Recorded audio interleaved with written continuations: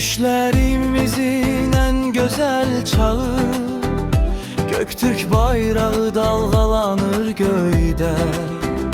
Ötükende doğar müqəddəs çağırır, ruhumuzda səda, sonsuz bir səda. Qurbaşlılar nizam verir, vadiler size boyun eğir,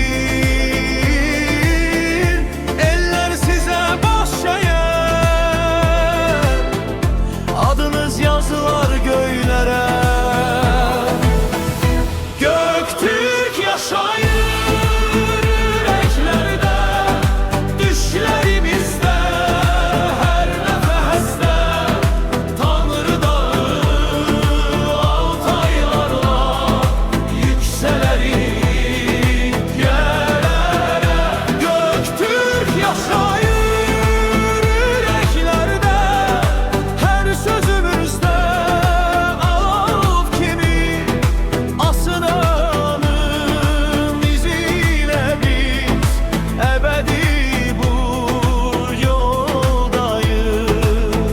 Töre sizin, cenk sizin, ak ısrarlar kurban olar. Ülgene yükseler dualar, müqəddəs ruhlar oyanar. Akın akın ordu gelir, dağlar sizin düşmanınız. Göyde yazılmış taledir, silinmez sizin izin. Göktürk yaşayır yüreklerde, düşlerimizde, her nefeste. Tanrı dağı altaylarla yükselerik göylere. Göktürk yaşayır yüreklerde, her sözümüzde of kimi Asena'nın iziyle biz ebedi bu yoldayız. Haradadır aşina boyları, bozkırdan gelir sesleri. Bu min hagan kültigin gilge haganın izleri.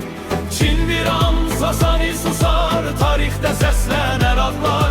Mançuriyadan Kım'a kadar Göktürk ruhu yaşar.